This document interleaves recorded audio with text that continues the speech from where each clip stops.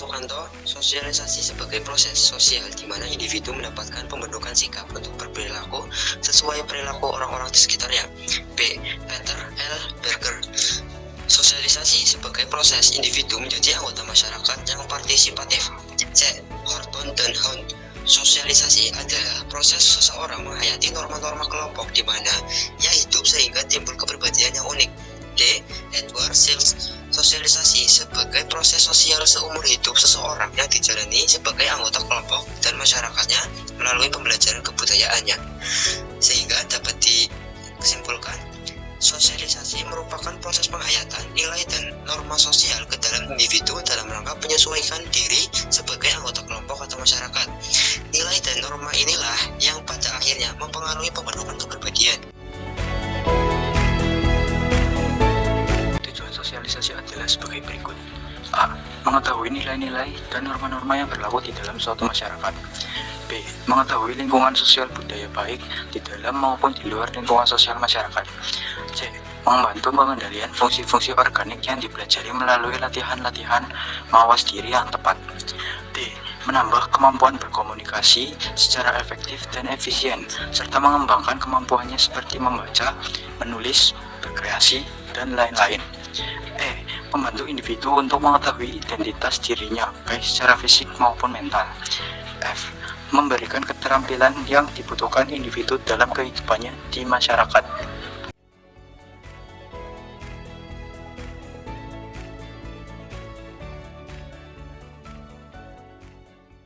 Jenis-jenis sosialisasi. Terdapat dua macam sosialisasi, yaitu 1. Sosialisasi primer. Sosialisasi primer adalah sosialisasi yang pertama dijalani oleh individu semasa kecil, di mana ia menjadi anggota masyarakat. Dalam tahap ini, proses sosialisasi primer membentuk kepribadian anak ke dalam dunia umum dan keluarga yang berperan sebagai agen sosialisasi. Sosialisasi primer berlangsung saat anak mulai mengenal anggota keluarga dan lingkungan keluarga. Secara bertahap, dia mulai mampu membedakan dirinya dengan orang lain dan di sekitar keluarganya. 2. Sosialisasi sekunder. Sosialisasi sekunder adalah proses berikutnya yang memperkenalkan individu yang telah disosialisasi ke dalam sektor baru dari dunia objektif masyarakatnya.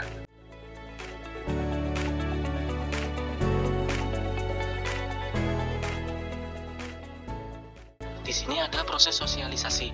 Proses sosialisasi dalam masyarakat adalah sebagai berikut. A. Tahap persiapan. Tahap ini dialami sejak manusia dilahirkan, saat seorang anak mempersiapkan diri untuk mengenal dunia sosialnya, termasuk untuk memperoleh pemahaman tentang diri. B. Tahap meniru. Tahap ini ditandai dengan semakin sempurnanya seorang anak menirukan peran-peran yang dilakukan oleh orang dewasa. C. Tahap siap bertindak.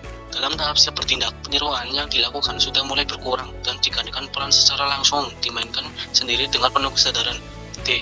Tahap penerimaan norma kolektif. Pada tahap ini, secara telah dianggap dewasa, dapat menempatkan dirinya pada konsep masyarakat secara luas.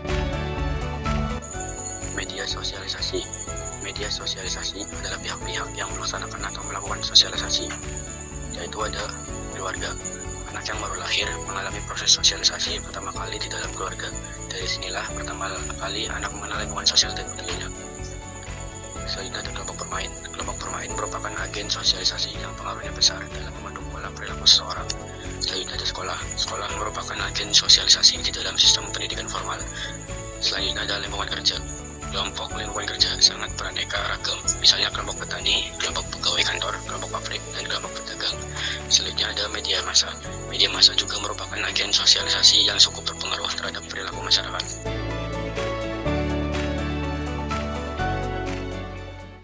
Pengertian internalisasi. Internalisasi adalah sebuah proses atau cara menanamkan nilai-nilai normatif yang menentukan tingkah laku yang diinginkan. Proses internalisasi nilai. 1. Tahap transformasi nilai merupakan satu proses yang dilakukan oleh pendidik dalam menginformasikan nilai-nilai yang baik. 2. Tahap transaksi nilai, suatu tahap pendidikan nilai dengan jalan melakukan komunikasi dua arah atau interaksi antar peserta didik. 3. Tahap transinternalisasi. Tahap ini jauh lebih mendalam dan tahap transaksi bukan hanya komunikasi yang digunakan.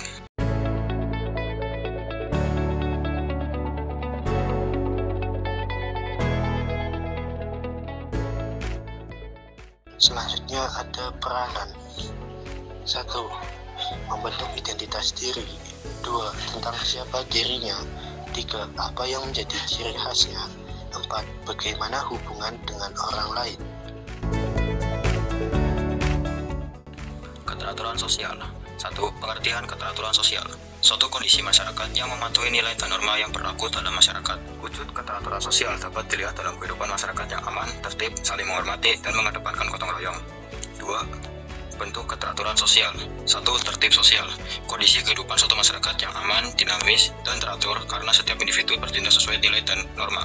2. Order. Sistem norma dan nilai sosial yang berkembang, diakui dan dipatuhi oleh seluruh anggota masyarakat. 3. Kelanjutan. Kondisi yang berkaitan erat dengan keteraturan sosial, di mana kondisi ini berlangsung tetap serta berkelanjutan dalam kurun waktu yang tertentu. 4. Pola. Corak yang mengakibatkan hubungan tetap dalam proses interaksi sosial, sehingga seringkali keadaan ini dijadikan sebagai model secara general atau umum.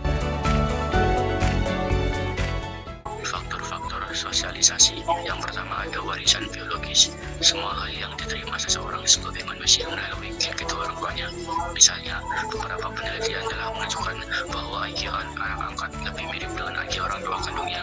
2. Lingkungan fisik. Segala sesuatu yang berada di sekitar manusia yang hidup bernyawa, sehingga dapat memengaruhi lingkungan sosial yang ada di sekitar. 3. Kebudayaan. Keseluruhan sistem gangguan, tindakan, dan hasil karya manusia dalam kehidupan masyarakat yang diperoleh dengan cara belajar dan merupakan suatu cara hidup yang berkembang dan dimiliki oleh sekelompok orang. 4. Pengalaman kelompok mencakup literasi anak dengan anggota keluarga dan kelompok-kelompok kecil di sekitarnya. 5. Pengalaman unik. Pengalaman yang berkesan dalam hidup dan tidak terlupakan karena berbeda atau karena keseruannya.